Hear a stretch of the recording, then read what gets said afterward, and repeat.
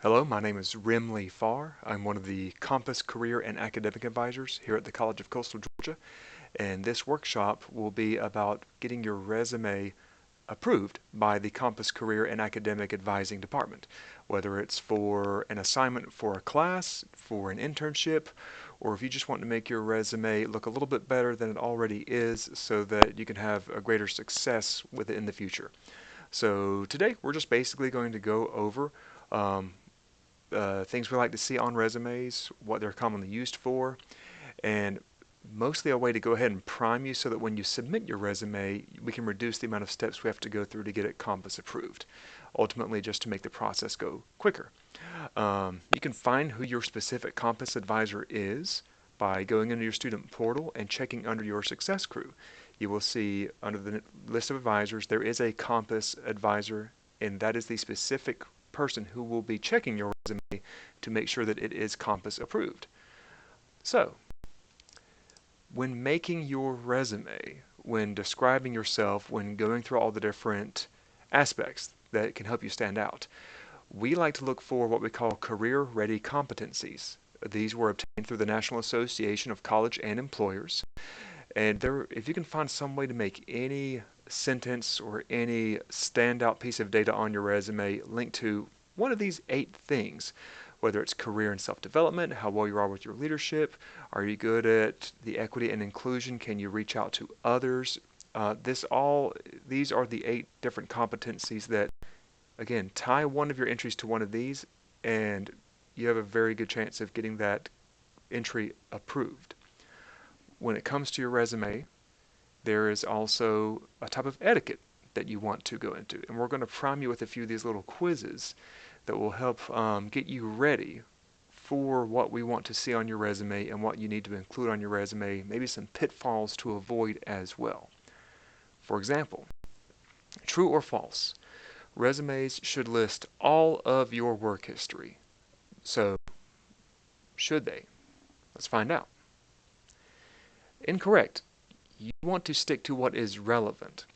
Some people have a variety of jobs in the past. Some people have few jobs in the past. You don't want to list every single job you've ever had in this long job history, but keep them relevant to the position that you are applying for.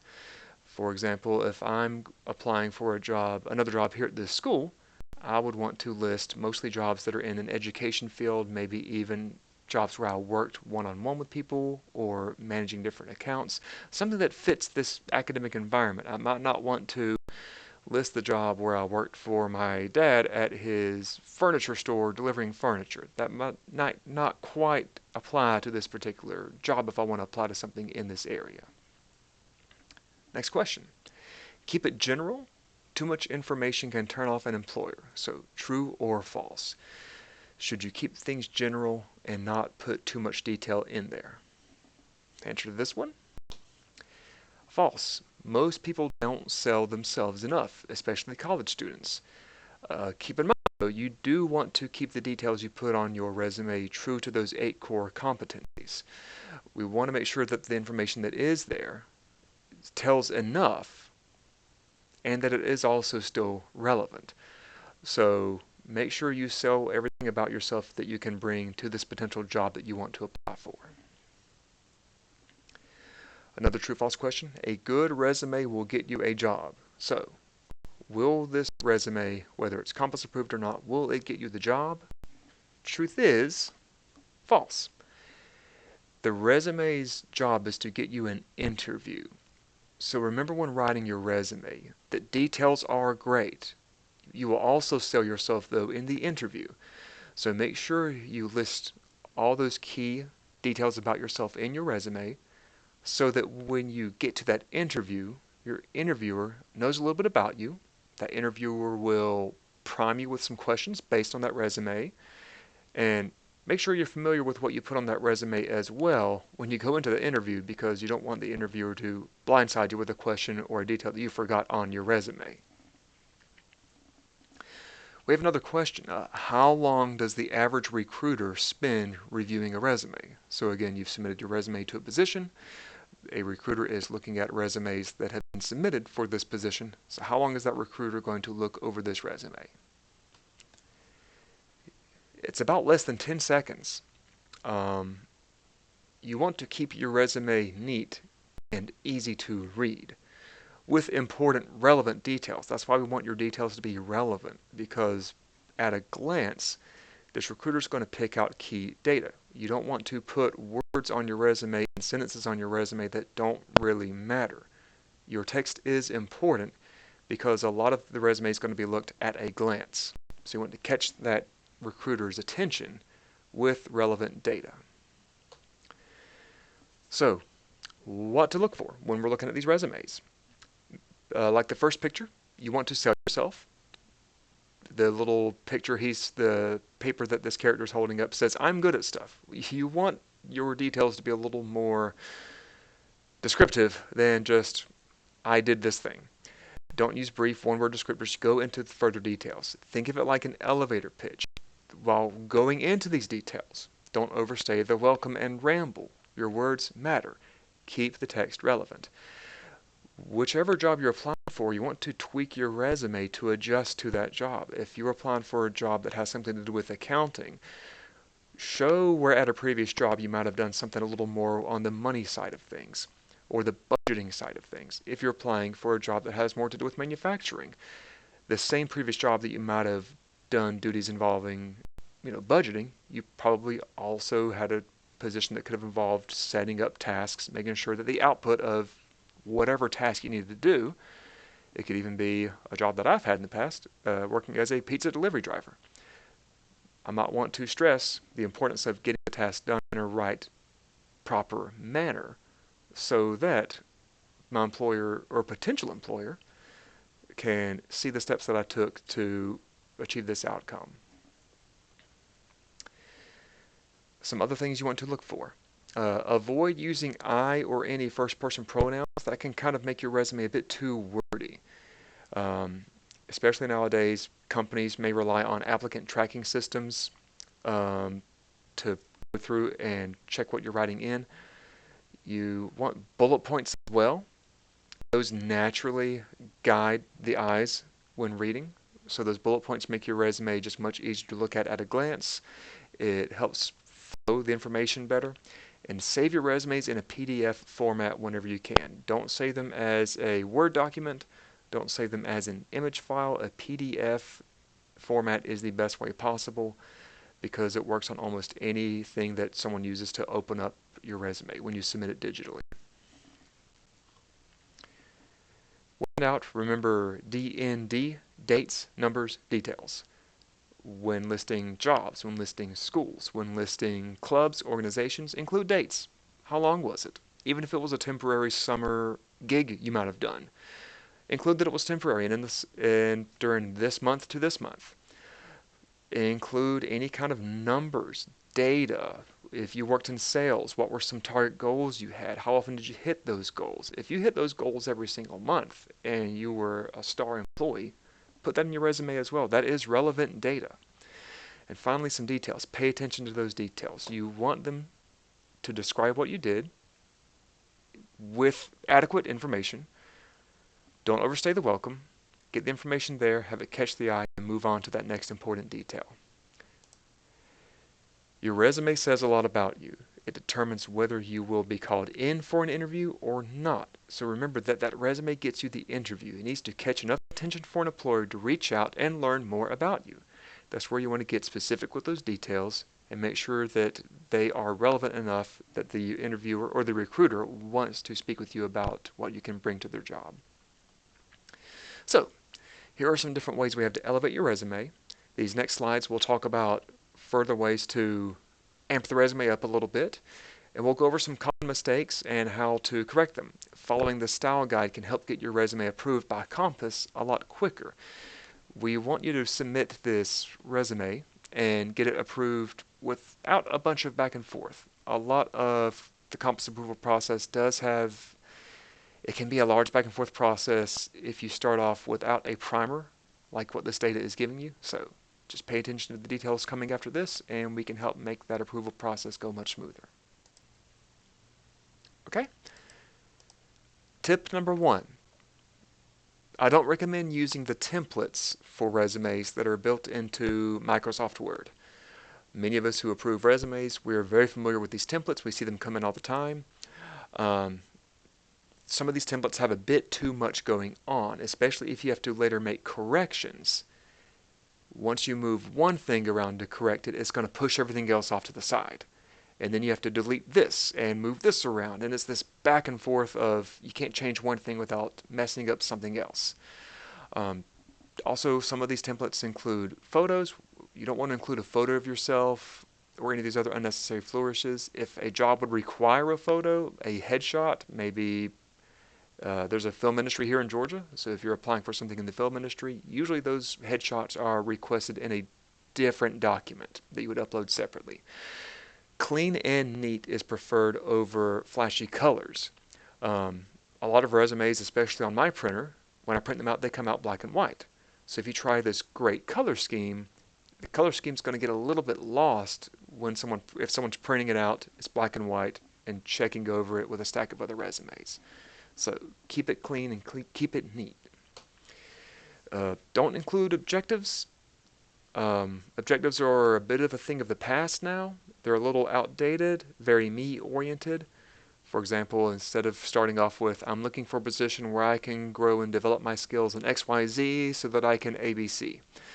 If you already have a resume built with an objective, I'm going to ask you to scratch it out.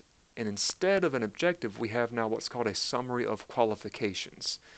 A summary of qualifications I'll explain in a little bit later on, but that is what we have now instead of objectives.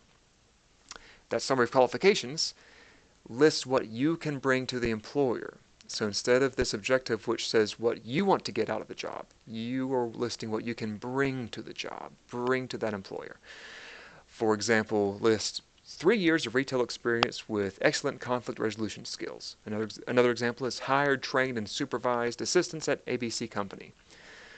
Sometimes it helps to write this summary of qualifications last, after you put in your experience, your education, and all your other entries on your resume, because it's almost like a primer or a header that briefly takes everything you've done and lists it up front, and can catch the attention and make the recruiter want to read a little bit more and keep reading. So sometimes it helps to write that last, actually. You want to avoid weak bullet points. When I say weak bullet points, I mean if you have a job as a front desk assistant somewhere, don't put bullet point 1, answer the phone. Bullet point 2, provide a customer service. Bullet point 3, just these are way too vague. They're way too general. You want to explain in detail with relevant information what you did besides just answer the phone. You didn't just answer the phone. You provided outstanding customer service in person and over the phone to 200 plus customers. Ooh, some details, some numbers. There would also be a date there for however long you worked that job. I'm not asking you to write an essay. I just recommend you provide context and details. The STAR method specifically lists what the situation was you were involved in, the task involved in that situation, the actions you took to provide a certain result. So to avoid those weak bullet points, remember the STAR method. List your situation, your task, the action performed, and then the results given. You don't want to sell yourself on opinions, such as I am a hard worker, which is great, but you want to provide examples of why you were a hard worker. You exceeded performance goals for customer satisfaction and call volume while handling heavy call loads. Your recruiter will be able to get that positive opinion about you by you giving the recruiter the details. Let the employer develop that opinion based on all the achievements you've had. References are no longer included in resumes. Those are usually uploaded separately somewhere else on your job application. It takes up valuable space. Just avoid putting references. A more of a formatting issue. I tend to critique a little bit more on formatting because I've had previous jobs involving formatting and documentation. Orphaning is where you start typing your text and you might spill data from one job over to a second page. You don't want to list your Lowe's home improvement job, for example, as a cashier, where half of the job is on your first page and then it explains more about the job on the second page where it spills over. Keep everything neatly separated. I would recommend avoiding a second page altogether if possible. Having the one neat page is what I usually tend to approve. Also, when writing text out on bullet points, make sure that, see, when you do one line and go to a second line, keep the text on the second line. Don't have one little word all by itself on a second line. Either add some more text or remove some text to keep everything neat in one entry. So verb tense, any kind of current jobs you have, use present tense verbs. You answer calls and provide customer service. If it's a previous job, use past tense verbs. You answered calls and provided customer service, XYZ, blah, blah, blah, blah, blah. You definitely want to fill the page. If you have a resume, find something to fill that page up. Almost anyone out there, especially even if you're a starting freshman here at the school, we can find enough to fill your page of this resume. This resume listed here, the little sample one, it's got an objective at the top, which we don't want to use anymore, and the bullet points don't quite go enough to fill the page up. Sometimes it's even a matter of increasing the font size by one level. So try to fill the whole page. Don't start a second page unless you can fill it. We don't want to see 1/3 pages or 1 1/2 pages. When it comes to the date order on your resume, your most recent jobs or tasks or schools come first. So start with the most recent, work your way down. List it chronologically. When it's time to submit your resume for Compass approval, you will do so by going into your portal and clicking the Coastal Career link under your applications. Sometimes a Coastal Career link account can expire, so if you click on it and you can't get into it, just message your Compass advisor and let that person know, hey, I can't get into my Coastal Career Link account. We'll go in on our end and unlock the Career Link account. Many of them do expire after a certain amount of time, so if you can't get into it, don't worry, we can give you access to that account. When you go into Coastal Career Link, you can find the resumes you've currently uploaded by clicking on the My Documents link under your initials at the top right.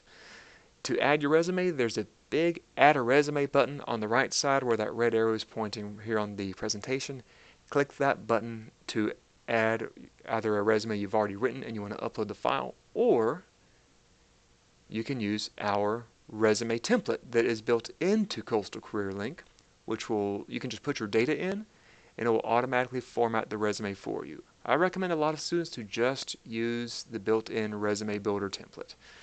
You go in, it puts all your data in the right order. All you have to do is enter details and then it will format it for you. It'll look great.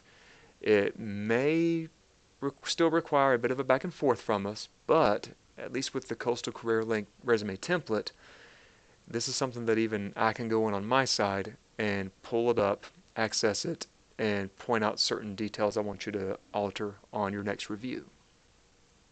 For cover letters, we're going to transition out of resumes into cover letters. Cover letters, what I've noticed most of all, they don't need to be that long. Keep them a bit more brief than you think they should be. You don't want to write an essay. You want to include a heading with the current date as well as any contact information about the recipient, so whoever it is you are writing it to. Include a brief sentence that explains which job you're applying for. Have another paragraph stating why you're writing as well as why you're qualified for this position. And you want to end with a sentence that is a call to action. Please reach out to me at XYZ email or XYZ phone number. Sign it, put your name there, boom. The cover letter, again, don't give a full essay. Explain a little bit of what you're bringing. Mention that you have your resume included. You want that to be the hook that gets them to check that resume out. So, when preparing for the interview, we at Compass offer mock interviews. You can speak to your advisor, schedule a mock interview, and we will work with you on your interview skills. There's even a digital way of doing an interview or a mock interview to a recording. We can watch the recording. We can offer advice based off that recording. That way you can go ahead and get used to providing interviews for potential employers once that resume gets you that interview. So here are a few more details about the interview skills we offer. Again, we can do them in person. We can do them virtually as well. When it comes to emails, we want to just transfer to another important document that goes together with your resume about email context. What's missing here? Basic email etiquette. If you are emailing employers, staff, even professors, include a salutations, include a signature, use complete sentences. This is not a text message when you use an email. Throw a subject that lets someone immediately know what you're inquiring about. Say who you are, go into some details as needed, sign off. Again, it's not a text message, it's an email. You want to look professional. So here we go. Subject advising. Hello, Mr. Farr. I'm a senior general business student. Professor Williamson suggested I reach out to you about finding an internship. I have an interest in marketing and have worked as an assistant for a company. So this person tells me who the person is, then goes into what the person wants to meet with me for. When's a good time for me to stop by your office to discuss next steps? Thank you. Name. Feel free to include your student ID number as well if you're messaging someone here at the school. And I know exactly what this person's looking for. I know exactly how to respond. So questions. This is a recording, so I can't really stop to ask questions. But if you do have questions, fill them out on this short quiz. Please respond to us the best way you can. That way we know what to cover in the future. And if you do have questions, you can always message us here. You can email the Compass main office, which is compass@ccga.edu. You can call the office as well. We have our phone number, 912-279-5717. Hours are 8 to 5 p.m. We're at the Academic Commons South, and you can always just message your Compass advisor as well if you have any specific questions too. So thank you. Feel free to reach out if you have any other questions about the resume, and we look forward to getting you approved.